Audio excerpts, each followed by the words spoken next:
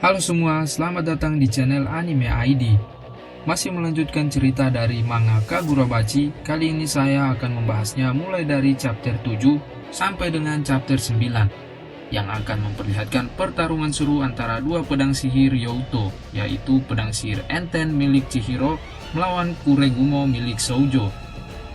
Sebelum lanjut, jangan lupa subscribe dan aktifkan notifikasinya. Jika sudah, enjoy this video.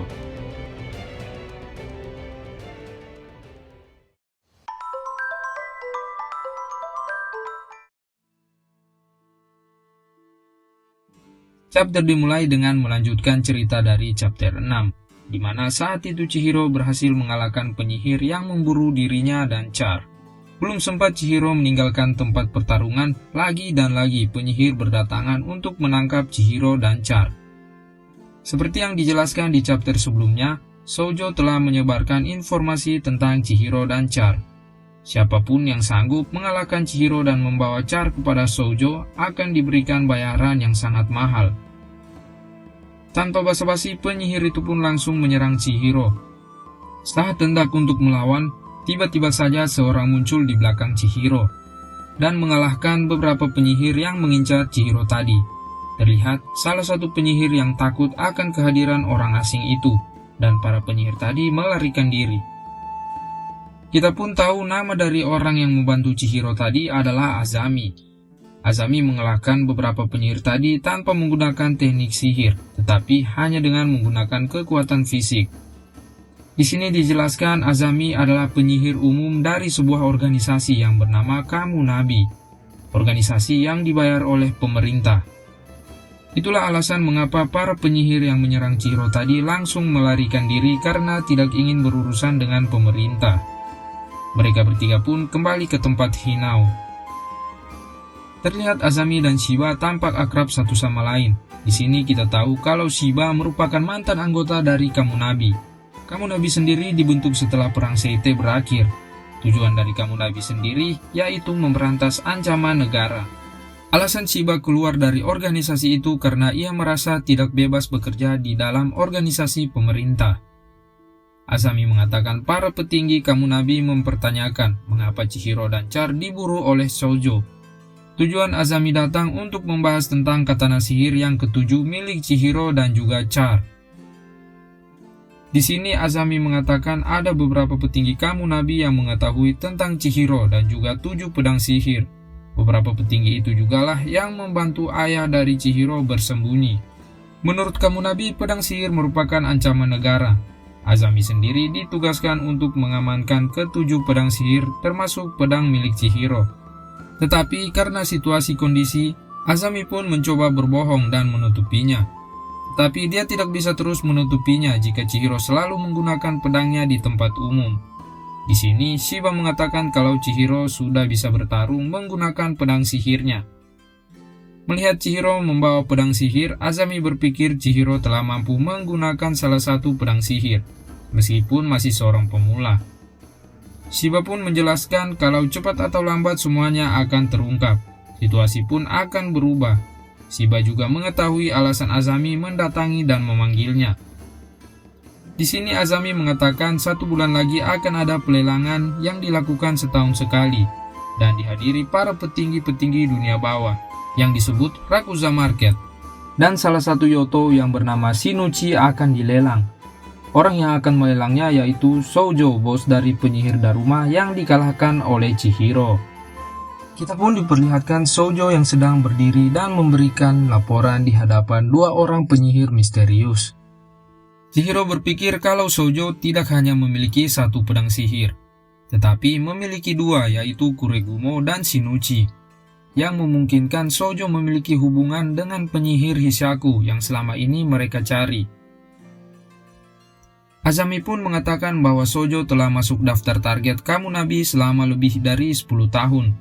Namun, Shoujo masih bisa tetap eksis di dunia bawah karena merupakan orang yang sangat berhati-hati.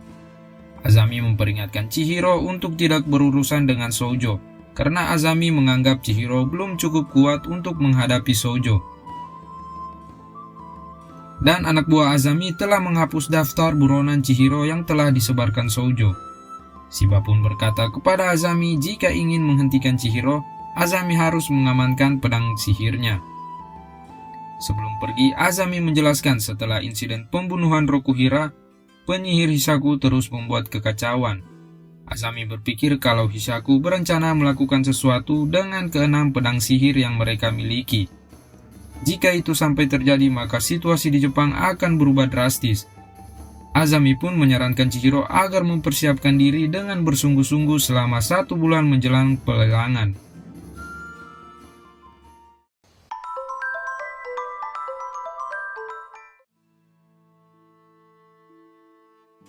Masih melanjutkan cerita dari chapter sebelumnya.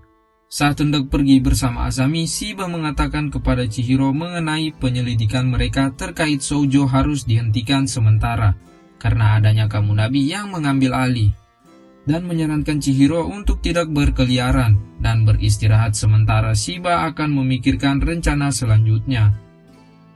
Terlihat Chihiro hanya diam dan memikirkan perkataan dari Azami tentang Hisaku yang akan melakukan sesuatu dengan keenam pedang sihir Yoto. Setelah itu Chihiro bertemu dengan Hinao. Hinao menanyakan kepada Chihiro apakah Char tertidur nyenyak.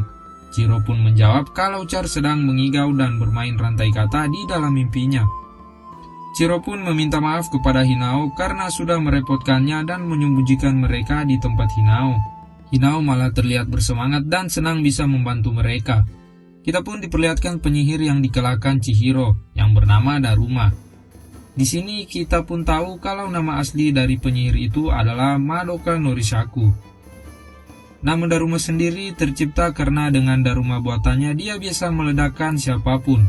Di sini juga dijelaskan kalau tujuan hidup Madoka sendiri adalah membunuh, dan Madoka adalah penyihir yang tidak pernah merasakan kekalahan. Madoka pun mengingat kembali saat dia dikalahkan Chihiro dan menjadi tawanan Shiba. Saat itu Shiba menyarankan Madoka untuk berubah dan menemukan tujuan hidup yang lebih baik. Kita pun diperlihatkan kilas balik saat Madoka diusir dari rumah oleh kakaknya, karena atas ulahnya lah keluarganya dicap sebagai keluarga pengebom. Kita pun diperlihatkan Madoka yang mencoba menghubungi sang kakak, karena mendapatkan saran dari Shiba untuk berubah menjadi lebih baik. Madoka memberanikan diri untuk menghubungi keluarganya dan mengatakan akan berhenti menjadi seorang penyihir, dan memohon untuk memberikan waktu agar bisa menebus semua kesalahannya. Kemudian sang kakak menyarankan akan menjemput Madoka untuk bertemu ibunya dan meminta maaf saat pagi nanti. Saat keesokan harinya terlihat Madoka yang berjalan menuju mobil sang kakak untuk pergi bertemu dengan ibu mereka. Saat hendak berterima kasih kepada kakaknya, Madoka terkejut melihat kondisi kakaknya yang tidak sadarkan diri dengan luka yang ada di bagian perutnya. Madoka sadar kalau ini perbuatan dari Shoujo. Shoujo pun menusuk Madoka dari belakang. Madoka mengatakan kalau kakaknya tidak ada hubungannya dengan semua ini. Akan tetapi Shoujo mengatakan kematian mereka sebagai utang karena Madoka gagal menyelesaikan pekerjaannya. Madoka yang sadar kalau ibunya juga telah dihabisi oleh Shoujo berniat meledakkan diri bersama Shoujo. Akan tetapi Shoujo dengan tenang keluar dari mobil dan berhasil selamat. Shoujo pun berkata kalau kakak dari Madoka itu hanya pingsan. Menurut Shoujo, Madoka merupakan orang yang setengah-setengah dalam menjalankan sesuatu. Ketika kau memilih jalan hidupmu, maka jalanilah seumur hidup. Ledakan pun terjadi tepat di belakang Shoujo. Setelah itu, kita diperlihatkan kilas balik dari adik si penyihir yang mempunyai kekuatan psikis dan dapat membuat seorang mengingat trauma di masa lalu. Terlihat sebelum pergi menyerang Chihiro, sang kakak mengatakan kalau adiknya sudah berkembang dan target mereka selanjutnya merupakan pengguna pedang sihir. Dengan sangat percaya diri, dia mengatakan bahwa takkan ada yang bisa bertahan menghadapi kekuatan trauma. Namun pria itu telah dikalahkan Chihiro di depan adiknya. Karena kejadian itu membuat adiknya menjadi dendam kepada Chihiro dan melaporkannya kepada Shoujo dengan maksud agar Shoujo bisa membalaskan dendamnya dengan membunuh Chihiro. Shoujo pun hanya mengiyakan informasi dari adik penyihir itu. Sambil mulai memegang pedangnya, Shoujo pun langsung mencekiknya. Adik dari penyihir itu mencoba melawan dengan menggunakan kekuatan sihir psikisnya. Kemudian Shoujo mulai mengingat sesuatu, di mana terlihat seorang anak kecil yang membunuh para Yakuza. yang ternyata itu adalah ingatan Shoujo di masa lalu. Shoujo merasa kalau waktu terasa sangat lama, padahal baru beberapa detik berlalu. Itulah yang menarik dari kekuatan sihir. Shoujo lalu menghabisi nyawa adik dari penyihir tadi. Setelah itu diperlihatkan Shoujo yang menuju ke tempat Hinao.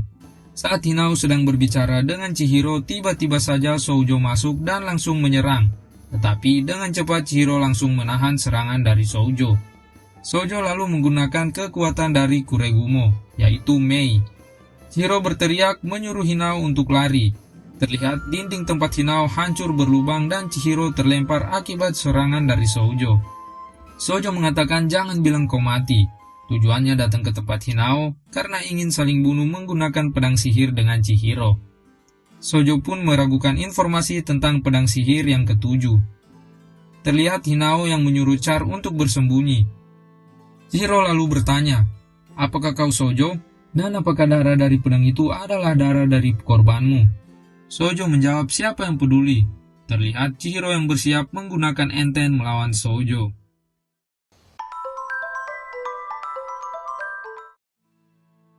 Chapter dimulai dengan diperlihatkannya Shiba dan juga Azami yang berada di dalam mobil tepat sebelum kejadian Shoujo menyerang Chihiro. Di sini mereka berdua sedang membahas masalah mengenai Shoujo. Azami merasa ada yang aneh dari pergerakan Shoujo. Melelang salah satu Yoto dan memberi hadiah untuk memburu Chihiro. Menurut Azami itu terlalu gegabah. Shiba lalu bertanya apa mungkin Shoujo ingin memulai perang melawan Kamunabi. Azami menjawab mungkin saja. Tapi kalau Shoujo punya Kuregumo, itu masuk akal. Itu artinya Shoujo tidak akan bisa mengalahkan Kamunabi. Azami lalu berkata ke Shiba agar Chihiro tetap bersembunyi sementara. Di sini, Shiba terlihat tidak setuju dengan saran Azami. Di perang Seitei, semua pedang sihir ada di pihak kita. Dan tak ada kasus di mana pemakai pedang saling bunuh satu sama lain. Apalagi sekarang ini bukan lagi tanah tanpa hukum seperti dulu. Namun Shiba tampak tidak terlalu peduli dengan kata-kata Azami. Dan mengalihkan perhatian mereka dengan keramaian yang ada di depan. Shiba mengira perayaan berakhirnya perang telah selesai minggu lalu, dan sepertinya telah diadakan pameran spesial lagi tahun ini. Anak-anak yang datang mungkin akan kagum melihat sang pahlawan Rokuhira Kunishige. Azami pun berkata Kunishige digadang sebagai salah satu orang yang mengakhiri perang, dan menjadi warisan di masa lalu. Tetapi jika hari ini pemakai pedang sihir saling bertarung di tengah kota, kita pun dialihkan ke pertarungan Shoujo melawan Chihiro.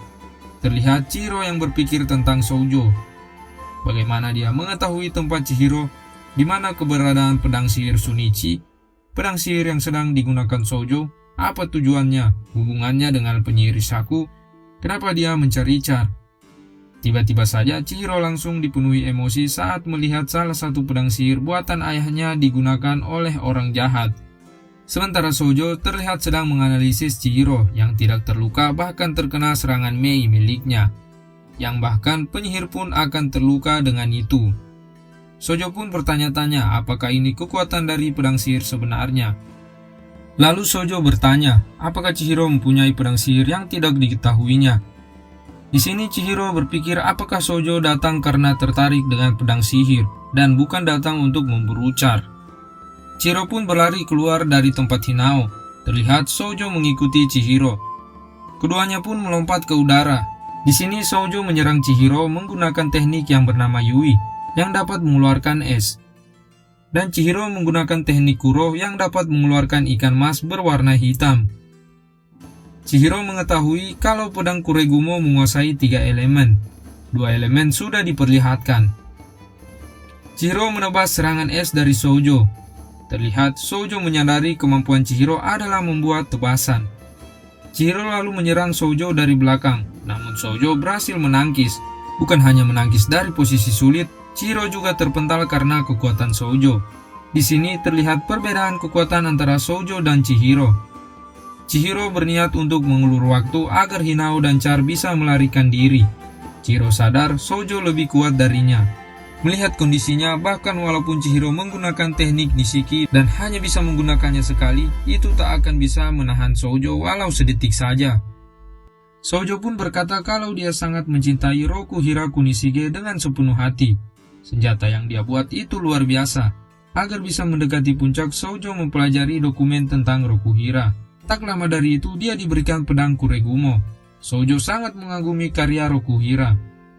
Shoujo lalu bertanya kepada Chihiro, bagaimana bocah sepertinya memiliki pedang sihir yang bahkan dia tidak mengetahuinya. Chihiro pun mengatakan dia tidak harus menjawab pertanyaan Shoujo. Shoujo pun mengatakan kalau begitu kau harus mengatakan kenapa kau memiliki pedang sihir itu. Aku harus tahu apakah kau layak memiliki karya emas dari Rokuhira untuk memberantas kejahatan dan menyelamatkan yang lemah, ucap Chihiro. Shoujo mengatakan tidak ada yang mengerti dirinya. Setiap dokumen yang dia baca selalu seperti itu. Semua penghinaan soal pahlawan dan semacamnya. Semua omong kosong. Dan tak ada yang menuliskan satupun alasan kenapa senjata diciptakan. Sambil melompat dari atas gedung, Shoujo berkata akan memberitahu keinginan Rokuhira menciptakan pedang sihir terhebat hanya untuk mencabut nyawa. Kita pun diperlihatkan lanjutan cerita dari Shiba dan Azami. Azami mengatakan, jika para pengguna pedang sihir saling bertarung di tengah kota, kematian warga sipil tidak akan bisa dihindari. Kalau itu benar-benar terjadi, reputasi pahlawan yang dimiliki Rokuhira Kunishige akan langsung hancur. Terlihat Shoujo yang menancapkan pedangnya ke tanah lalu menggunakan teknik listrik untuk membunuh orang-orang yang berada di sekitarnya. Namun Shoujo sadar kalau orang-orang di sekitarnya semuanya selamat dan tidak terkena teknik listriknya.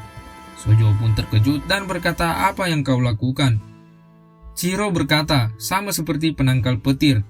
Konduktor listrik dengan memancarkan sejumlah listrik di ujungnya, penangkal akan mengubah arah pelepasan petir. Di sini Shoujo sangat terkejut dan berpikir apakah pedang dari Chihiro juga mempunyai kekuatan listrik. Atau dia menjadikan dirinya sendiri sebagai penangkal petir.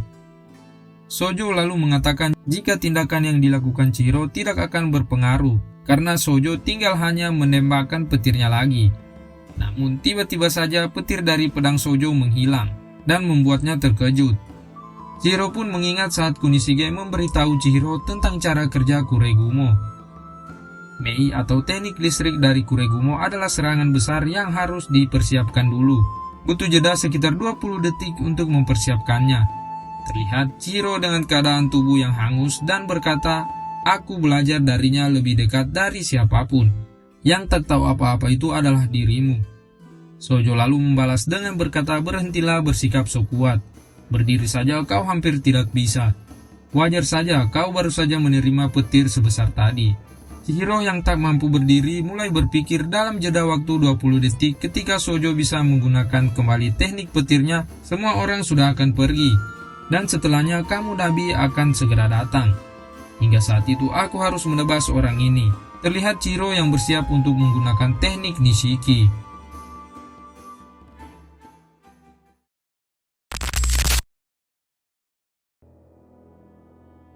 Well teman-teman, sangat menarik mengetahui bagaimana kelanjutan dari manga Kagurabachi. Mampukah Chihiro bertahan hingga Kamudabi datang? Ikuti terus ceritanya dan sampai jumpa di chapter selanjutnya.